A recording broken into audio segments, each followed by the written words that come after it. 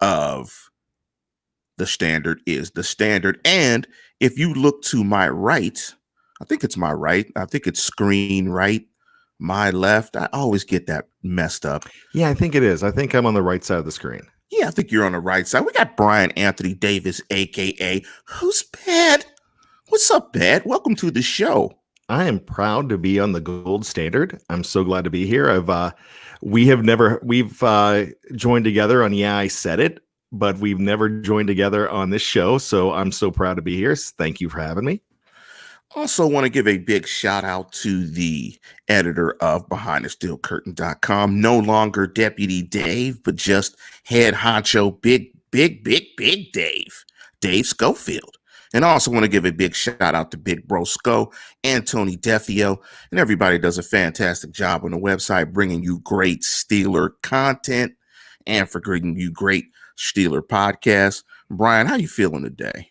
I'm feeling fantastic. It was a beautiful day here in Maryland.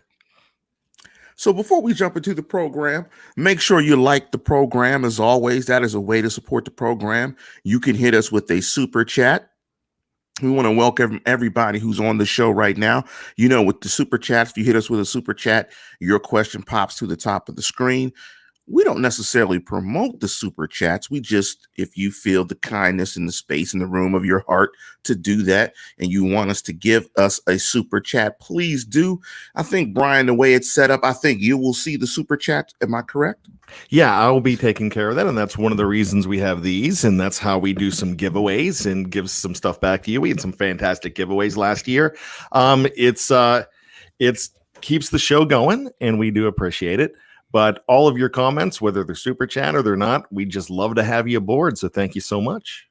Before I jump into the program, and the title of this program is simply, does having Steeler fans at games impact wins and losses? I thought this was an interesting topic myself, because right now it's kind of slow. There are a couple of big stories floating around with the Pittsburgh Steelers. We're going to jump into a couple of those. One of those is about Camp being moved from St. Vincent's College. We'll talk about that. And we're going to talk about this question of, does having Steeler fans at games impact wins and losses? Before I do that, I do want to send my condolences out to the family of George Floyd. I do want to send my best and my wishes and prayers and thoughts to his family, to his children, to anyone he's left behind. I think he was absolutely murdered. In my opinion, he died tragically. So I want to send my thoughts and prayers to his family. I do want to say that Black Lives Matter. My life matters. And so hopefully as a country, we can come together and rally around this event and bring a stop to police brutality and just its heinous nature. So again, hopefully everybody out there is being safe. You're being safe and you're protecting yourself from COVID-19, as well as being safe because the country is in a very interesting place. There's a lot of civil unrest out there. A lot of people are upset and angry. So make sure you stay safe. If you want to be an ally to George Floyd's family, figure out a positive, safe way to do that. And again, I want to dedicate this program to his family, and also want to send thoughts and prayers to his family. So how's it been in terms of everything in your neck of the woods, Bad, in terms of protesting and everything? I know it's been, we're under a curfew where I live. I think it's been pretty active where I live. How's everything going in your neck of the woods? Have you been able to stay safe? Everything okay? Yes, we've had some peaceful protest here. And for me, it's, you know what? It's one of those things that we need to love each other. And one thing that I love about our live chat and everybody we have here is the fact that we gather for one reason, because we're gathering for being fans of the Pittsburgh Steelers. But as far as on a global scale and in this nation, I would love to see it, and I crave to see it to a point where we are on one team as well, not just because of the Steelers, but we're on one team, and it's called Team USA and Team Humanity. So that's what I'm hoping we get back to. It's a very difficult time. We all walk down being different races, being different creeds. We walk down the street in different ways, and we're viewed in different ways. And that's not what it's supposed to be. But what it's supposed to be is hand in hand with our brothers and sisters and being all as one. So that's what I like to get back to. I know it is a very trying time in America. We've had a crazy 2020. And when I say crazy, it's just been lots of things have been thrown at us, and it's a very serious issue. But everything, we need to get back to basics and get back to love and respect for one another. And that's what I hope we can get humanity back in order. So thank you for bringing that up. Let's talk some Steelers. Yeah, unfortunately, you know, when issues like this come up, some people are going to feel uncomfortable, and that's fine. And you know, we've had some. I'm looking at the live chat. A couple of people have checked out, but that's okay. You know, we're going to always bring you Steeler football, but you know, this issue is pretty large, and I think we would be remiss if we did not bring it up. But let's jump into the first topic of the show. What are your feelings about camp being moved from St. Vincent College? You know, camp at St. Vincent College is for the fans. I would imagine that if you're a player, you're fine with it. You're not. I'm sure. I don't know if Max has ever told stories about being at St. Vincent, but gosh, they're in tight dorms, and that's not the best living that entire summer.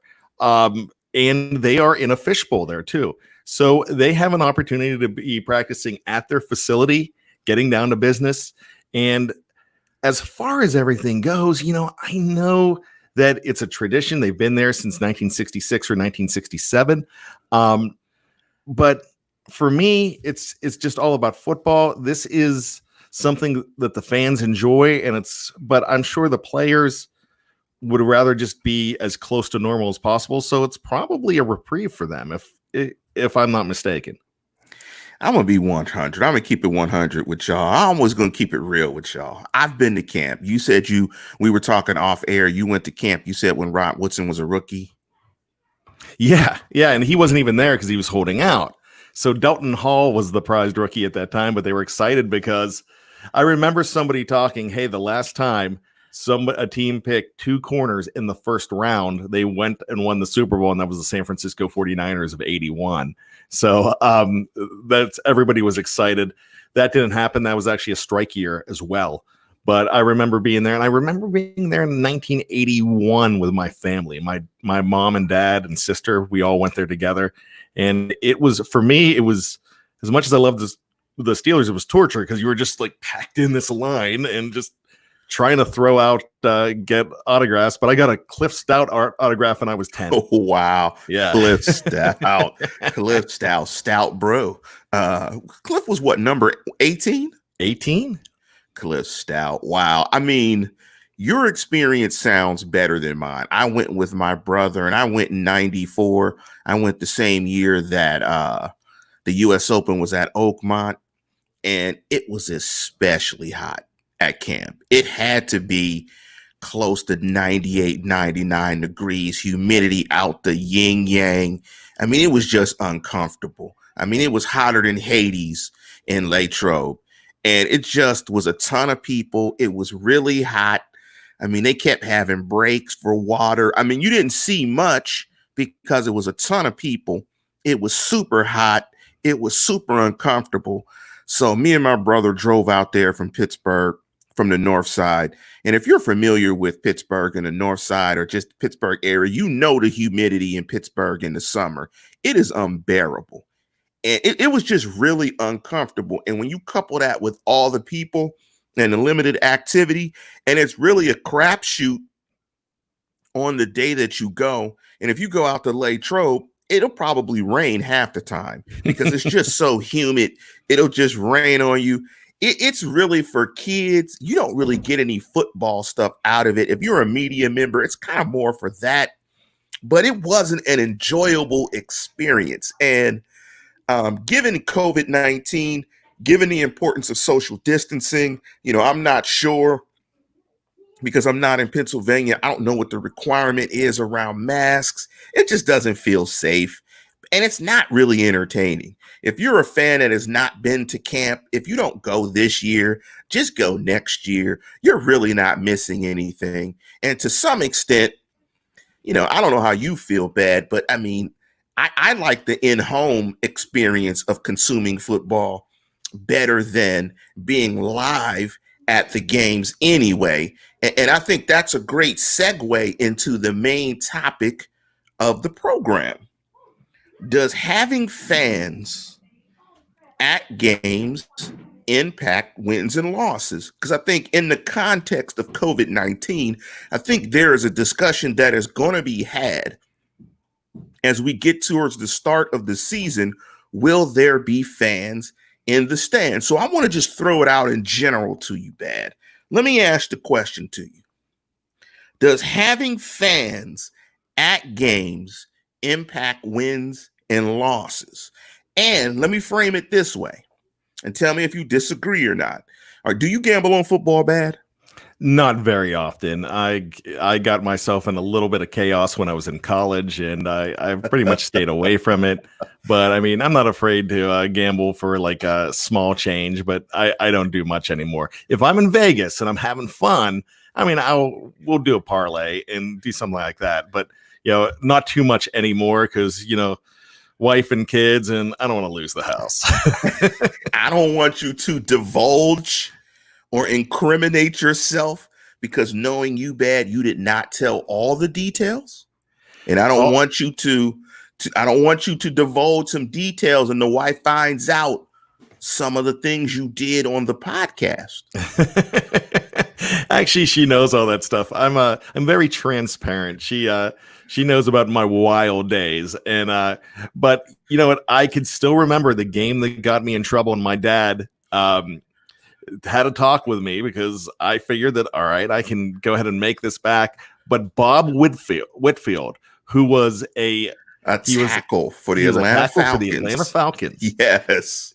It was, I mean, the over was tremendous. The over was so high, and the Atlanta Falcons were about to put it into the over, and he got called for a holding, and then they just then they didn't get in, and I lost about 200 beans on it back then. It was a Monday night, and I'd like to say 1991 or 92, and I was just like, oh. So it was 92 actually, and I was just really depressed, and I really didn't do much after that. So we can call you. So you got a new nickname on the show. We can call you Bad Schleister.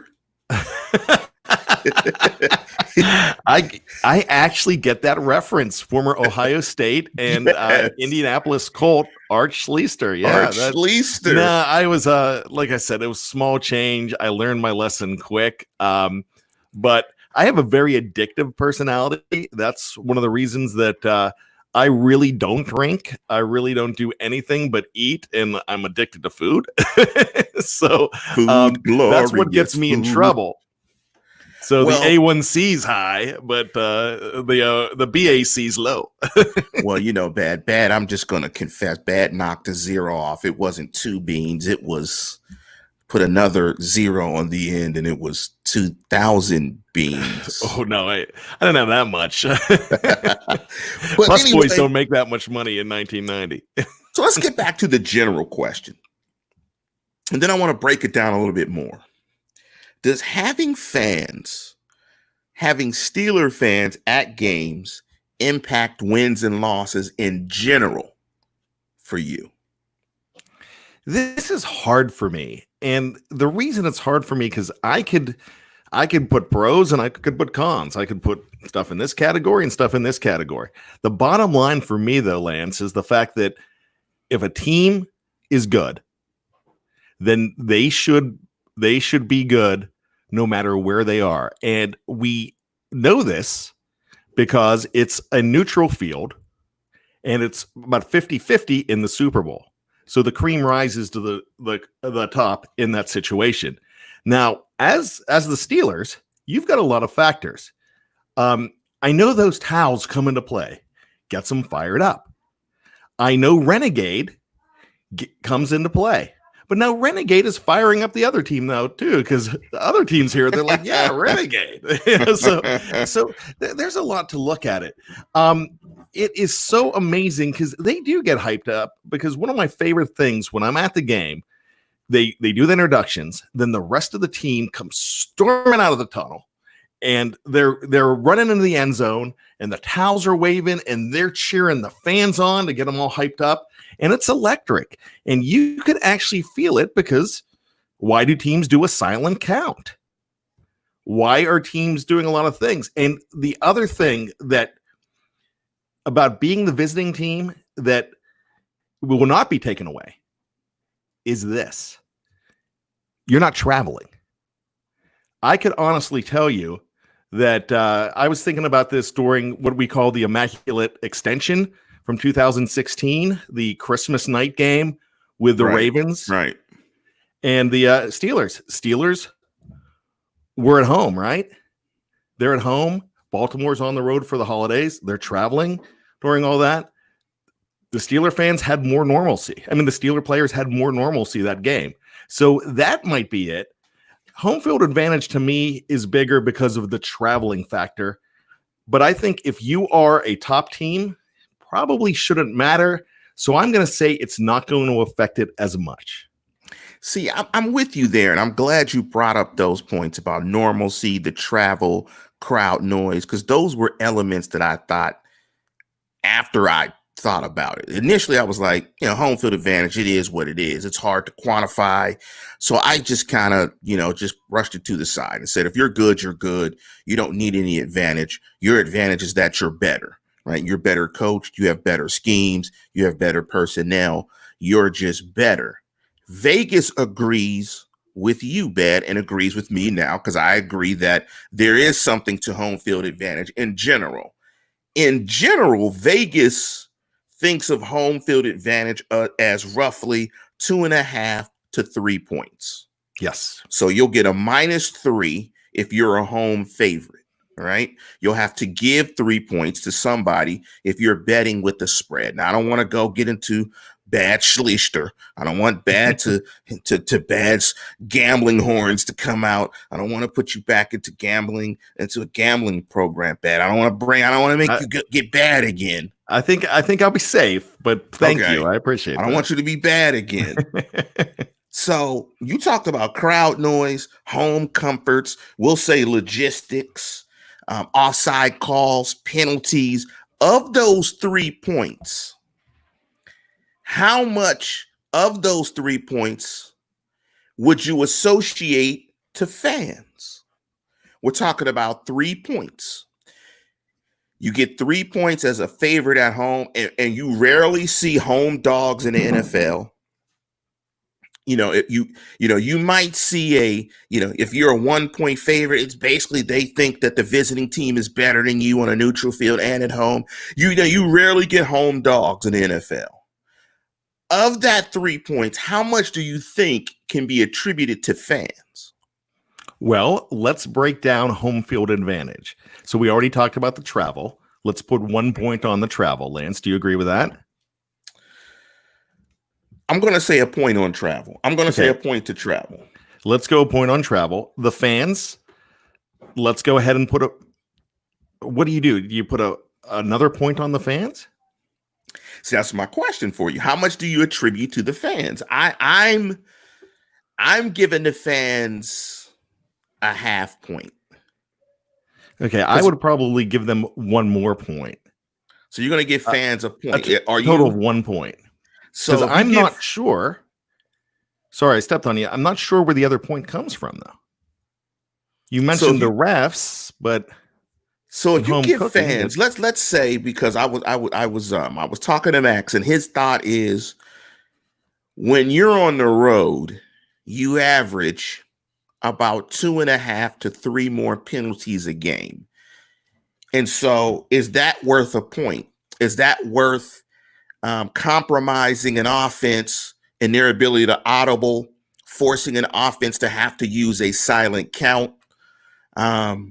Is that worth a point? Is that where you're attributing the point to? Well, let's go back to 2013 and the Pittsburgh Pirates in the famous wild card game against Cincinnati. Johnny Cueto. Yes. When they were chanting Cueto, they got in his head. Now, you're not going to get into everybody's head. But, I think the fans definitely had something to do with it. I think I think being at home, I think not traveling like we talked about. I think the fact that you have crowd noise, you have those gold towels a waving, and they do something because those fans, I mean, the Steelers love their fans. They really do. And they talk about the fans. I feel they talk about their fans more than I hear other teams talking about their fans, because it's a rabid, fun bunch that's very loyal to their team to an extent. But when they're fired up and they feel that they're behind them, they feel like they can move mountains a little bit more. And that's a lot of adrenaline. So I think you get adrenaline. You get more adrenaline from the home fans. So let's give it a point. See, I'm going to push back. I'm going to push back a little bit. And I pushed back on my brother a little bit when we were talking about it. And that's why I'm going to give home field, I'm going to give fans a half point. I think the inability to audible, to being able to change a play late in the play clock and not being able to communicate with offensive linemen and it kind of interrupting the snap count and so on and so forth, and you being able to fire off and the silent count getting messed up. I think that really impacts offense, that you really have to be a lot more vanilla than you could be in your own building. You can't get the checks in. It's hard to do stuff like that. And if you're in New England, you'd be messing with the audio system anyway. You'd be turning off headphones and stuff like that anyway if you were in New England. So I'm gonna give fans half a point. Fire alarms at 3 a.m. Like fire alarms at 3 a.m. Exactly. So that puts us at a point and a half. I'm going to give fans a half point. I'm going to give Renegade a quarter of that half point because people are getting on me because Renegade is worth a point. I'm going to give Renegade 0.25 and the fans 0.25. So I'm even reducing the fans' contribution even more to a quarter of a point. And so I'm giving Renegade a quarter of a point. Wait, Lance. You're giving mama. You're only giving that 0.25? Yes, because that's I'm giving Renegade 0.25. That place goes crazy when Renegade comes on. Yes, I'm giving it 0.25 because Artie Burns is worth. I'm not going to rip Artie Burns, but I'm gonna give Renegade 0.25. I'm going to give the fans 0.25. And so the home field advantage for the Steelers is 0.25. I think travel is a bigger impact, particularly if you have to travel time zones. And it's well chronicled when you go from the West Coast to the East Coast and you have to play that early game in the East. I think that's what it is, right? You got to go west to that travel, that 3,000-mile travel trip is pretty hard when you go to the Eastern time zone to try to play that game because the clock, I think I'm right. Correct me if I'm wrong. Like your body clock is off. Oh, it's off. And it really impacts teams from the West Coast coming east to try to win those games. Like it's equally probably hard for, an East Coast team going to Seattle to go play that far West game because of the travel, dehydration on the plane, it shortens the week of preparation. I think of those 3 points, I'm giving travel 1.5 points. Okay. I might give travel actually 2 points. It shortens your preparation week. It rushes everything. And it's just, you don't have your home comforts. You've got to rehab. You got to do certain stuff on the plane. You got to prep on the plane. It's just really hard. The logistics part of it is travel. I'm giving travel 2 points. So that's 2 points for travel. I'll give fans a half point. And I'll give Renegade a half point, and that's how I'll get to my 3 points. I think you're underestimating the power of the fans. I really think that I'm giving them a little more. Renegade is in with the fans. That's a part of the fan. There you go. Oh, mama. Yeah, I mean, I probably know 2 lyrics of Renegade because typically when Renegade is on, I'm getting a hot dog. Long arm of the law. Now, there's a great video from about 4 years ago Arthur Moats put it on.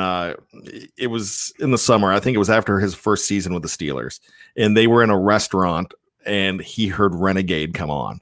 I don't know whether they were playing DVE or something, and DVE was playing Renegade, and he started filming because he was going crazy because he heard Renegade, and the only reason he knew Renegade was because of the Steeler games, and he was psyched up, and this was like June at like an Applebee's or something, you know what I mean? But it was really cool.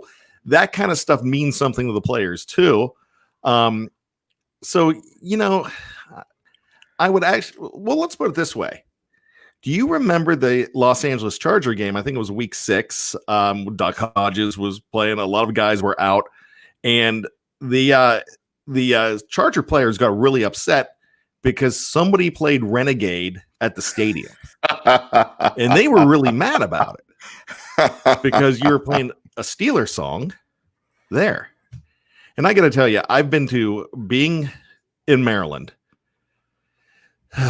Gosh, I hate talking about this, but being in Maryland, every once in a while, if I go to M&T, that hole of a stadium where the Ratbirds play, and I have to go to that game, and every time they score, every time they have a first down, every time John Harbaugh farts, they play this darn White Stripes song, and it drives me crazy. And you know what I'm 7 Army Nation, I believe it's called. Wang Harbaugh. Yes, good old Wang Harbs. I mean, so really they play that, and you're like, oh, stop. But it fires that crowd up, and that crowd fires that team up, and it's just really crazy. And I just think you're underestimating the power of the fan experience. They help fuel these guys. So you have 3 points. So you are giving. So let's break it down. You've got 3 points to play with. I've given. I think I gave travel 2 points, and I gave fans a point. So how much are you attributing to fans in terms of this 3 points that you get for home field? How much of that 3 points are you giving to fans? Well, you know what? I mean, I gave travel a point. Maybe I give them a 1.5. Maybe I give fans a 1.5. And because I can't really think of another advantage, because I really don't believe in home cooking with the refs anymore in football as much, because I will tell you this.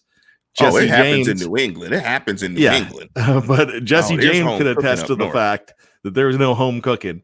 And the December 2nd of 2018, the San Diego Chargers game, when they're jumping off sides like crazy and everything's going on, there is definitely no home cooking.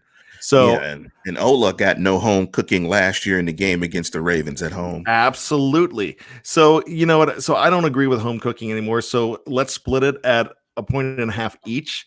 If I'm missing something, please let me know. And what about actual home cooking? How important is actual home cooking? Being able to get that hot meal and sleep in your own bed. How much is that worth? Yeah, I'm putting that in travel. I think that's a part of the whole travel experience. So let's say the travel's 0.5 point. I mean, 1 point, and the home cooking, being in your own bed, is the other 0.5 point. So with that said, and I'm looking at Dark Storm 1's comment, home field advantage way overestimated in my opinion. So I've got fans at 1.5. You've got fans what, at 1 point, Bad? Yeah, I'll go give them. Actually, I'm giving them 1.5 now because I don't know where else to put that other point. So we're going 1.5, and I wanted to go through this exercise in a roundabout way to say, when we did the prediction show, Bad, you had them at what, 12-4, 11-5, 11-5. Right now, I have the schedule up, and I wanted to add, now we having this discussion because there's no one knows, or no one has a good idea as to whether there will be fans in the stands, right? We just don't know. right? That is the unpredictable thing and the big thing, in my opinion, hanging over the season. I think there definitely will be a season. I think the NFL is moving in that direction, and I think that is definitely going to happen. So bad. I'm having a hard time pulling up the 2020 schedule. So if you could pull it up on your end, I have the schedule right here.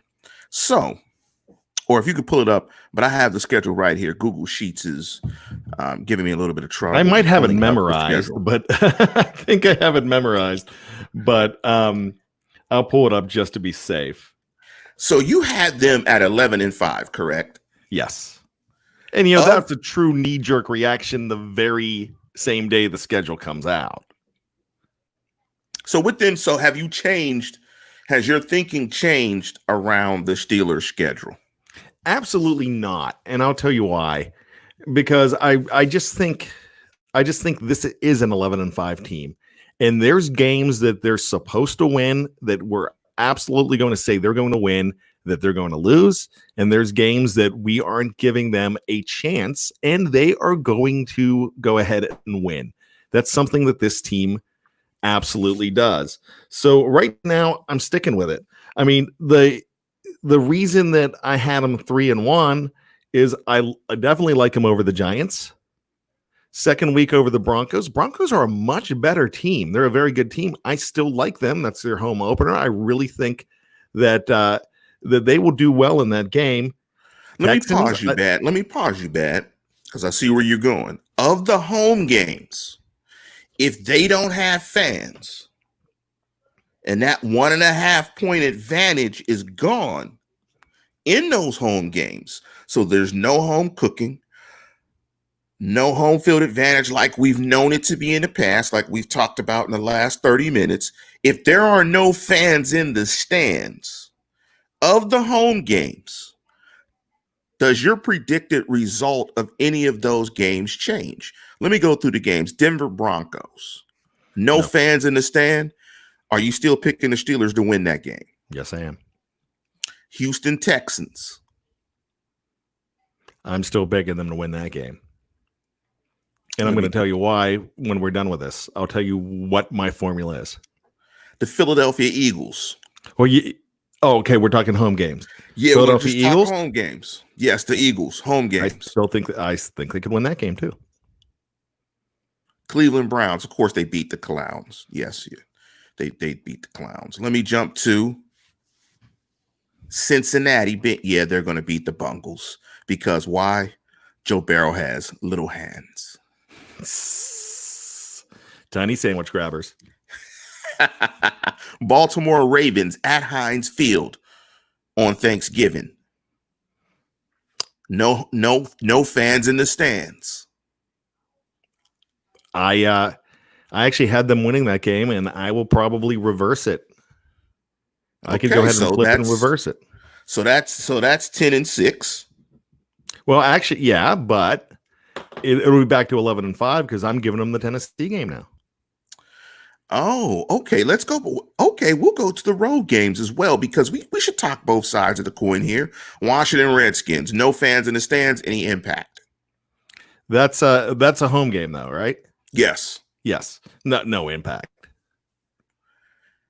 And let me get to the last home game of the season would be the Indianapolis Colts. No fans in the stand, no home field advantage because of no fans, or part of it because of no fans. Does that change your result of how you predicted that game? It just depends how they do against Old Man Rivers. Sometimes they beat him up. Other times they can't. I mean, he'll come back and beat him at the end. So I really don't think it matters. The reason I don't think it matters because here's my formula for this entire thing now. When you take the fans out of the equation, it moves on to talent, coaching, and preparation. So the best teams are going to, I mean, really, actually, you're going to have less parity. I actually think that you're going to have less parity because there's going to be less of a home field advantage. So that means better teams are going to have to win. So you're arguing that no fans will eliminate. So you're giving fans. So right now you've got fans at 1.5. Sounds like you want to increase that to like 2 points, maybe 2.5 points of the 3 points that home teams typically get. Because essentially, are you arguing essentially they're going to be neutral site games? Yeah, Other than the travel? they're going to be neutral site games. And we talked about the Super Bowl, but you have Right. two good teams in the Super Bowl, so anything can happen, but those are neutral site games. But when you have a team like Pittsburgh or a team like Baltimore going to the New York Giants, I know they're not both going to the New York Giants this year, but you have them going to play the Giants or play the Redskins. They're both playing these teams, but it doesn't matter where they play them. The AFC North teams those two AFC North teams are going to be head and shoulders above those other two teams. It doesn't matter where they play them. So let's flip the coin. So, and I like where you're going with this because you're basically saying if the Steelers are better than a team that they're traveling to, that team doesn't have an advantage of home field, which would in turn give the Steelers a much better chance to win the game. So we're just going to say neutral site, no fans in the stands. Is it impacting? We're going to go through the road games. Would your prediction of the New York Giants game change? No, because it's definitely going to be a victory. What about the Tennessee Titans? I think that the Steelers are a better team than Tennessee, but going to Tennessee is going to be tougher when you have those fans. And I think, like I say, cream rises to the top. I think this is going to be a better team. I don't believe that I actually believe Tannehill is a one-hit wonder.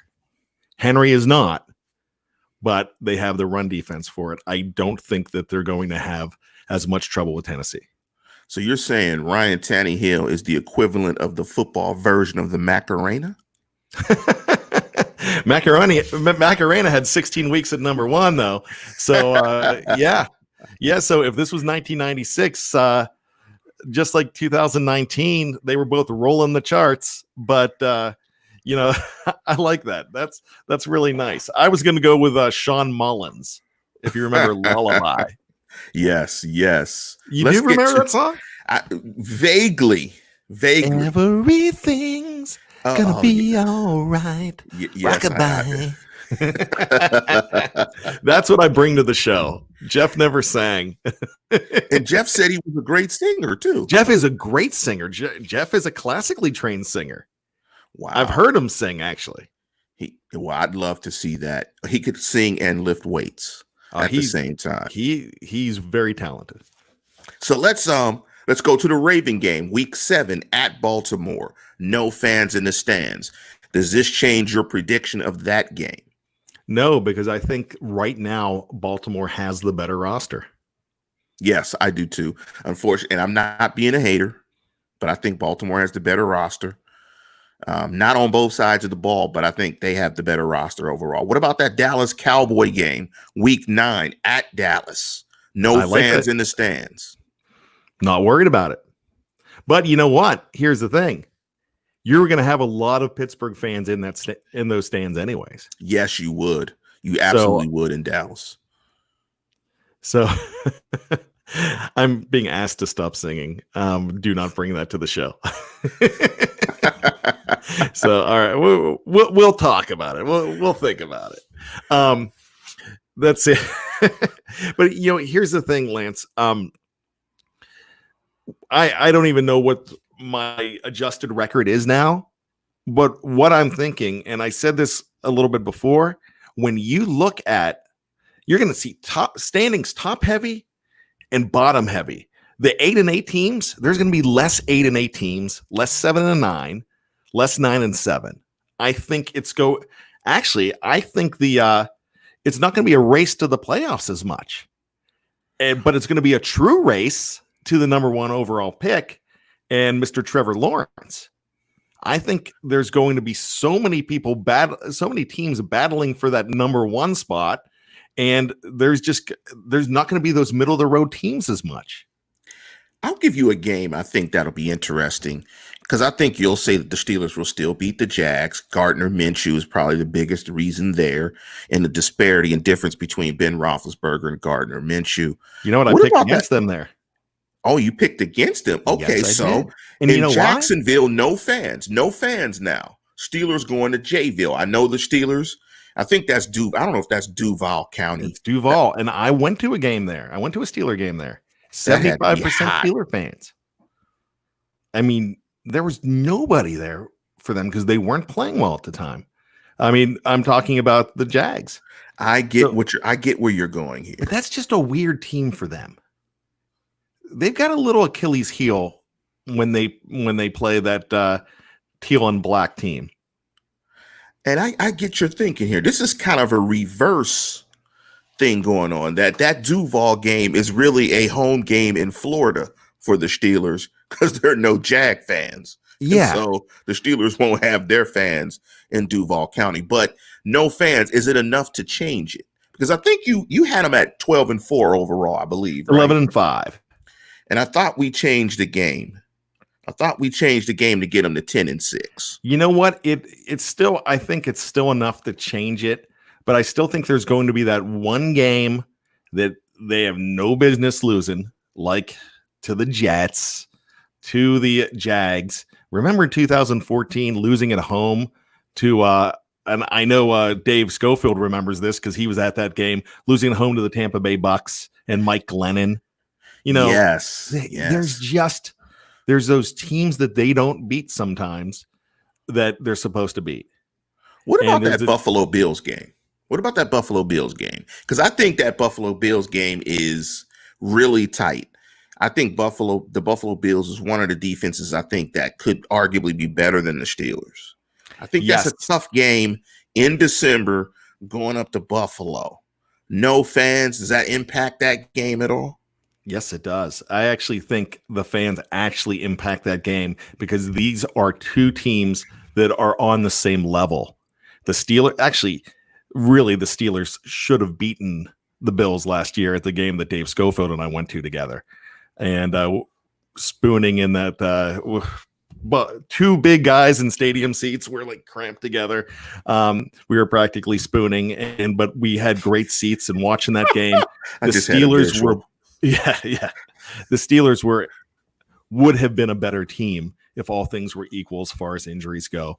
And they were in that game. Duck finally showed really that he really wasn't the guy. And that's where the Cinderella slipper, just shattered. But I think this year, if both teams are healthy, I think the Steelers are a better team than Buffalo. I wouldn't disagree. I think the difference has been Roethlisberger. Yes. I think the defenses are comparable, but I think the difference has been. So let's get to the last two games. The Cincinnati Bengals and the Browns game are at Cincinnati and at Cleveland. Would those results change if there were no fans in the stands? I'm picking the Steelers to win both of those games. Yeah. The only reason that I was picking against them to go to lose to Cleveland in the final game, that's because that could very well be nobody of first team ilk playing if they've already have a spot wrapped up. Because remember, here's another thing to remember. That last game is going to mean less to a lot of teams. Yes. Because there's only one team that gets home field advantage this year, not two. Right. So there's going to be a lot of spots wrapped up earlier where, I mean, you have the situation last year when you needed the Chiefs to lose last year. You needed teams to lose, but because, and then again, the Texans didn't really have to play anybody. The Texans could have very easily beaten the Titans. They didn't have to play half those guys. Why? Right. Because they already had a spot wrapped up. Right. If I summarize everything that you're saying, Bad, correct me if I'm wrong. Home field advantage doesn't mean much for good teams. Home field advantage means much more for bad teams. That for bad teams, it gives them that little bit of however you want to quantify it and however you want to associate how much of the 3 points, but it assists bad teams more than good teams. And so if there are no fans in the stands, good teams are going to kill bad road teams because they don't have that home field advantage because there's no fans in the stands. Let me summarize the bad stand this way. It makes good teams better. It makes good home teams better. And it makes bad home teams better. So home field advantage means something.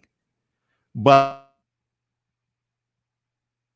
if there's no fans, it's going to come down to who's more prepared, who's better coached, and who has more talent. So that's good for the Steelers. Yeah.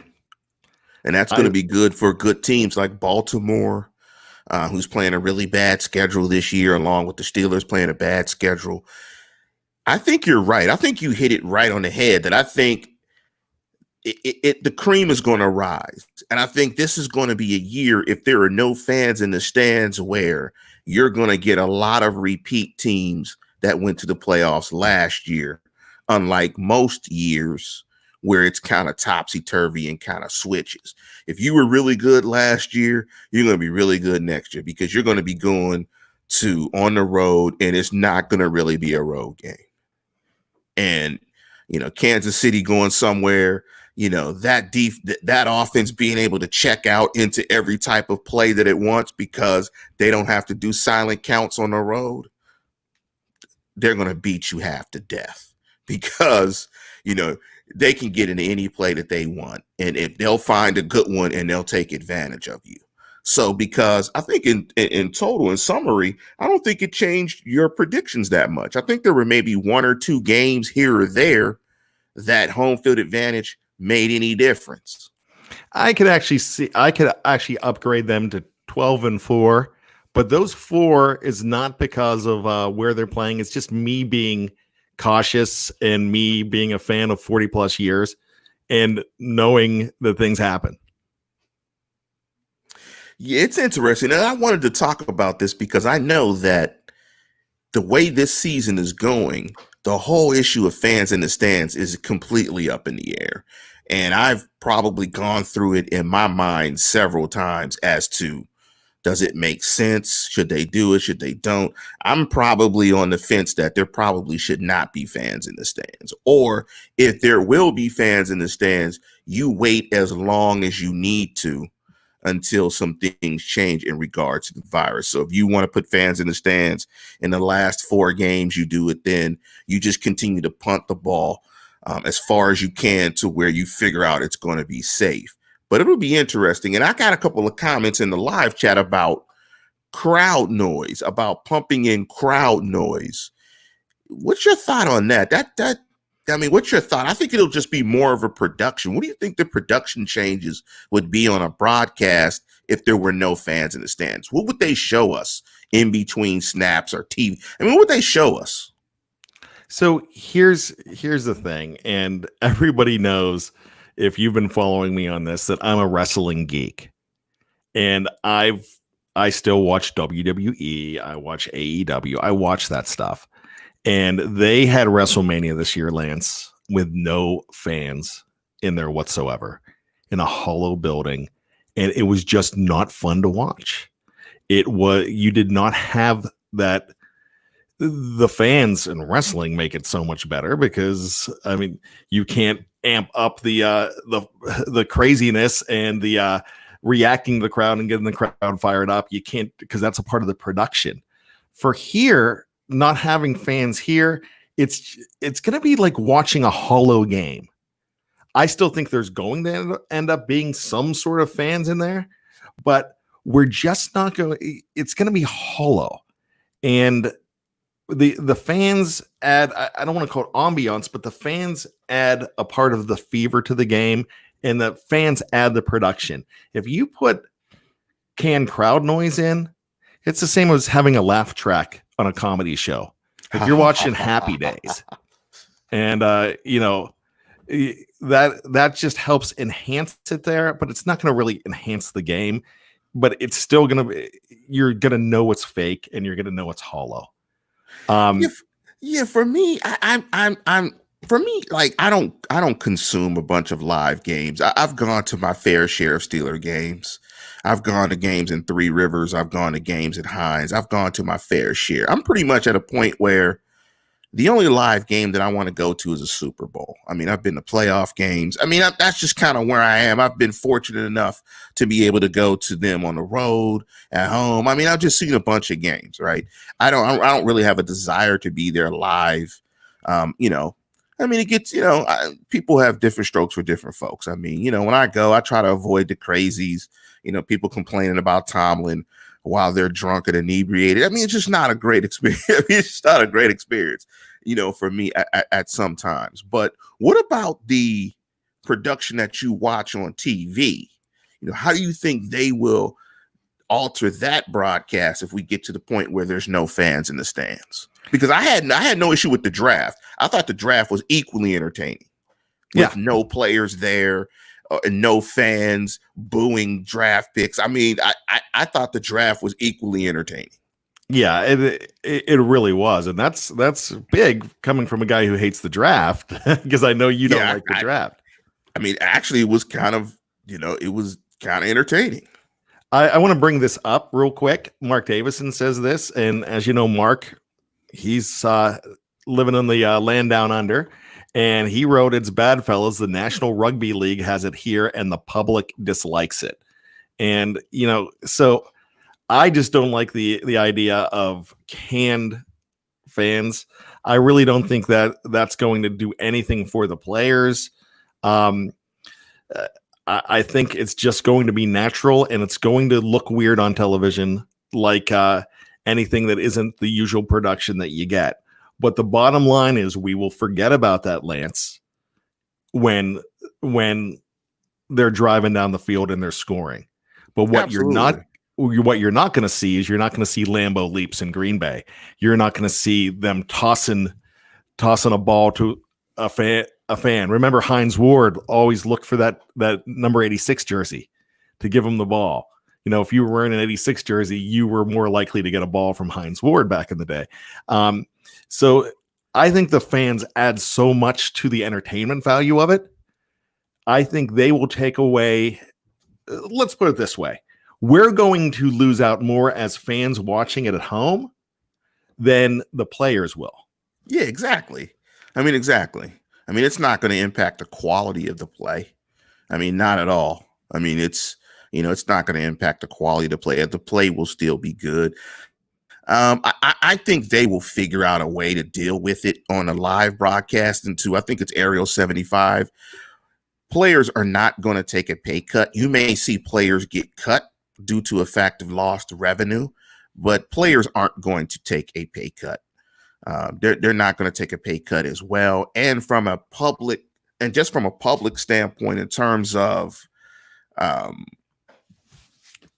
just from a public standpoint, I don't know if teams want to incur the pushback publicly if a bunch of people get sick in the stadium going to a football game. That's just the worst. But I think where we're at bad is, and I'm glad of your conclusion that good teams are just going to be good teams, and bad teams just won't have that advantage, if it is an advantage. And the cream is going to rise to the top. And I think that's where it is. I think that, home field event, it's not going to make a tremendous amount of difference, but, you're going to go on the road and you'll be able to get into your offense and light teams up because you won't have to use silent counts. It's not allowed. You'll be able to get into your playbook, do whatever you want, and get after teams. Is there anything you want to add before we get out of here, Bad?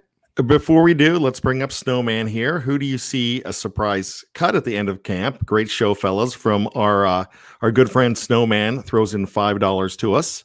Lance, you want to go ahead and give us your thoughts on that? A surprise cut. Jalen Samuels. I'll say Jalen Samuels would be a surprise cut for me. I would actually, I'll go with you on that. I really like that as far as a possibility.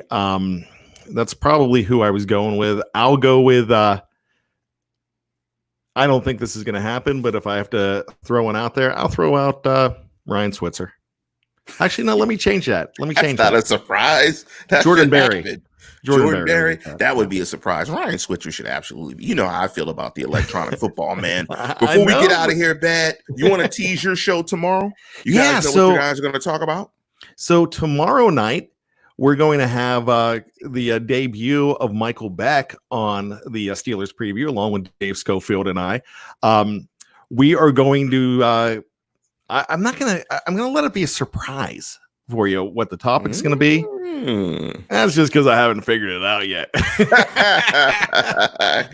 But definitely tune in and remember that the entire BTSC family of podcasts, they're growing, and we are adding a lot more talent to the roster. We're adding a lot more. We're going to have more shows, and we're going to have a lot of fun. We have some special guests that we're just working on shoring up. And we've already been in contact with a current Steeler, a couple former Steelers. So there's some things out there. As you saw a couple of weeks ago, Michael Beck had Chase Claypool in an audio interview, not on YouTube, but had him there. It's something that we're really ramping things up. And it's all about giving you great content. And we're going to have it. Let me tease something, too, before I send us out. We were talking about, I think off air, about if we wanted to keep the Homer and the Hater title for the show. Let me get your thoughts for the Sunday show, you guys. You guys want us to keep the Homer and the Hater? I was thinking about this title for a show. The Steelers Pulpit. The Pulpit. The Steelers Pulpit, because it's on Sunday. We'll be talking Steelers football. Okay. The Steelers Pulpit. Yeah, we could throw that out there. I want to throw that out there. And the Steelers pulpit at St. Rooney's. There you go. The Steelers pulpit at St. Rooney's. You know, not St. Vincent's, but St. Rooney's. There you go. My email is my BTSC email is St. Myron, actually. Yeah, we could keep looking at it. I know I have a lot of Homer qualities as well. As long as we're on together, I don't care what it's called. But anybody want to throw in some name ideas? That's cool. But I like that. I really like that a lot, Lance. Yeah. But with that, listeners, we're going to go ahead and get out of here. I urge everybody out there to stay safe. COVID-19 is real. Stay safe. Make sure you keep your family safe. Also, again, want to send my thoughts and prayers out to the family of George Floyd. Everybody stay safe. Let's come together. Let's be as one. Let the nation take care of the nation. And as always, tune in, tell a friend, and subscribe.